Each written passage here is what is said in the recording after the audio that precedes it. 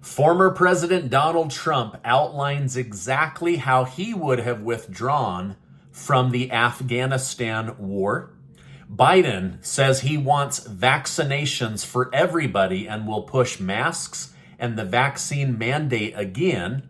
Again, former President Donald Trump counters and says, no, in fact, Big Pharma needs to hand over all of the details. We learn a lot more about what's going to happen to Hunter Biden and also additional information about why President Biden left the Medal of Honor ceremony early. Thank you so much for liking and sharing these videos. It really helps me out. So thank you so much. Don't miss today's earlier 2-minute video where I talk about what certain Republican members of Congress are about to do as they cannibalize themselves in order to impeach President Joe Biden. Former President Donald Trump appeared on the Hugh Hewitt Show yesterday where he discussed exactly what he would have done regarding the botched Afghanistan withdrawal.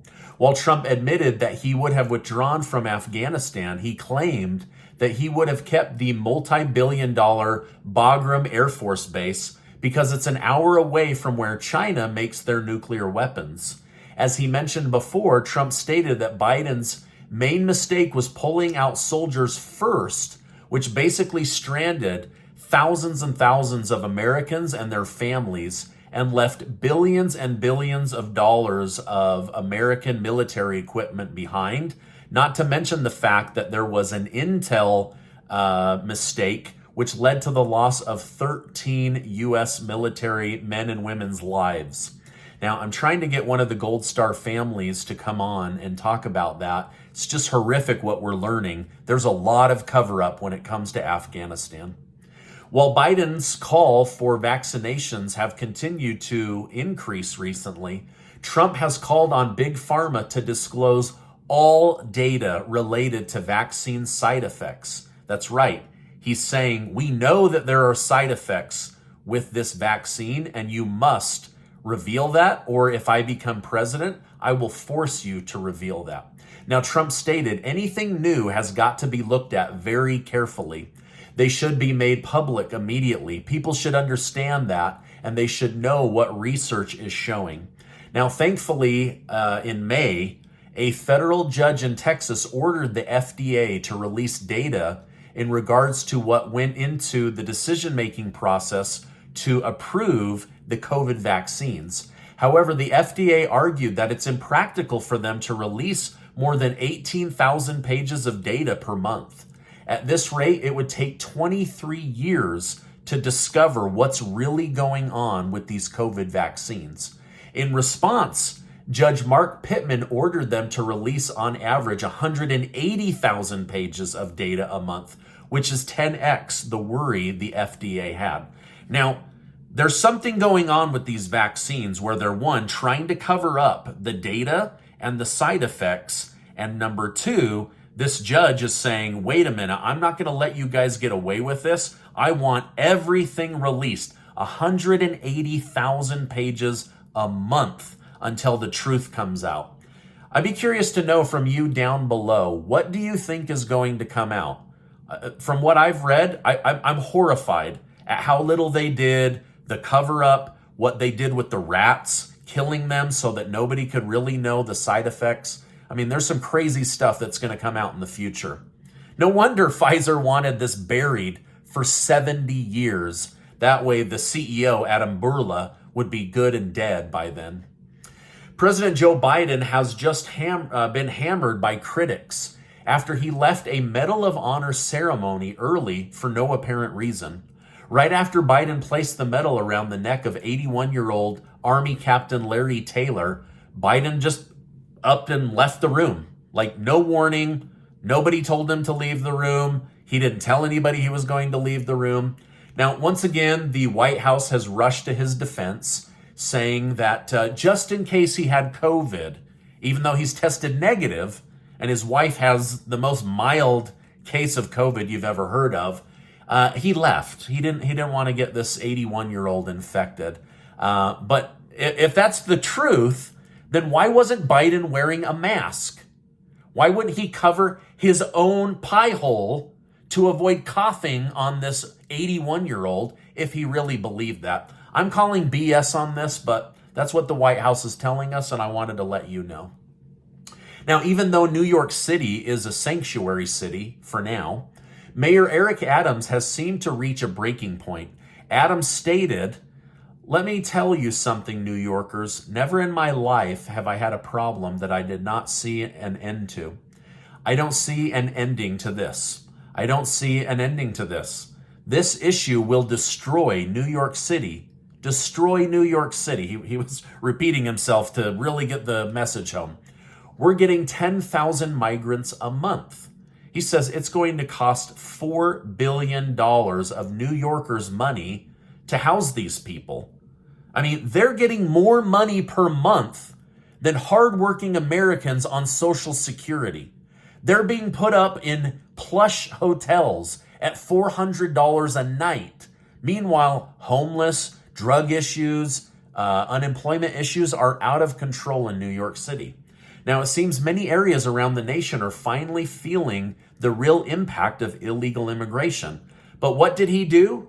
He called the governor of Texas a madman. This guy's a madman for sending us his problems. Why can't the Republican state of Texas deal with all of these illegal immigrants?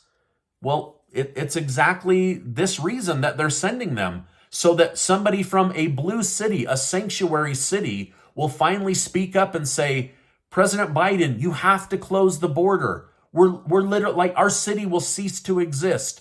There's not enough tax money in New York to handle this problem."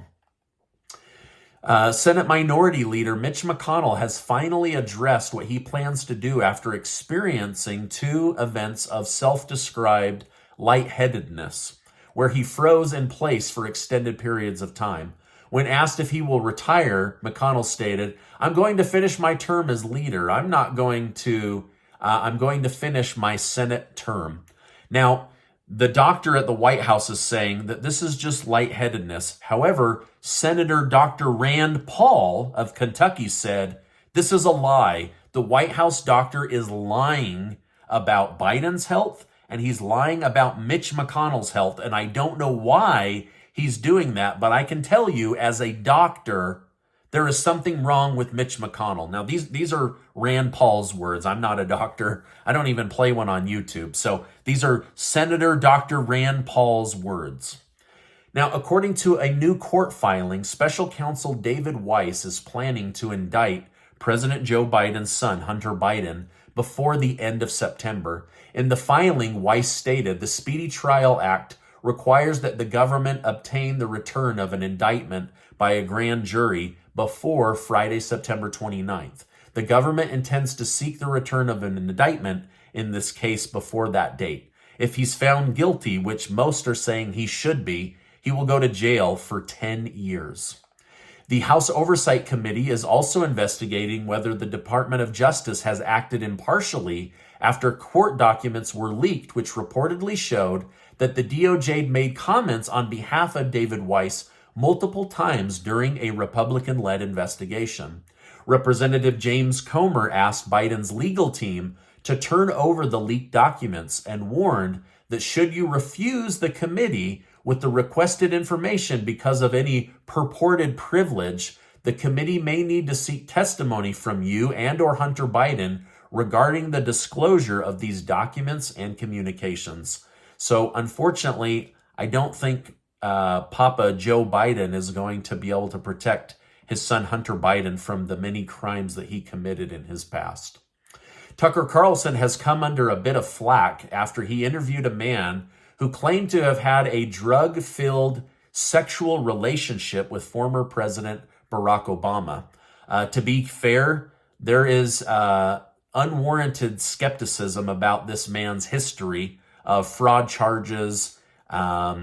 So Tucker Carlson had this guy come on, but he's kind of a reputable irreputable character. He doesn't have a great reputation. That doesn't mean that what he said is a lie, but a lot of people are pushing back on Carlson saying, hey, why don't you find somebody else who has a better reputation to talk about a former sitting president. I'll let you decide whether there's anything there with former President Barack Obama. I don't know anything. I wasn't there. But anyway, Tucker Carlson's getting a lot of blowback. Ukraine and Russia have continued to trade blows. Just yesterday, Russia struck eastern Ukraine with missiles in a city area that killed 17 people. The video of it was horrific, very, very scary stuff. President Zelensky stated, "Those who know this place are well aware that this is a civilian area. There aren't military units nearby. Whenever there are any positive advances by Ukrainian defense forces in that direction, Russia always targets civilian people and civilian objects." Now, Russia is not supposed to be attacking these civilian areas, but maybe they feel like they need to, as there continues to be drone attacks in downtown Moscow. So they're just kind of trading blows.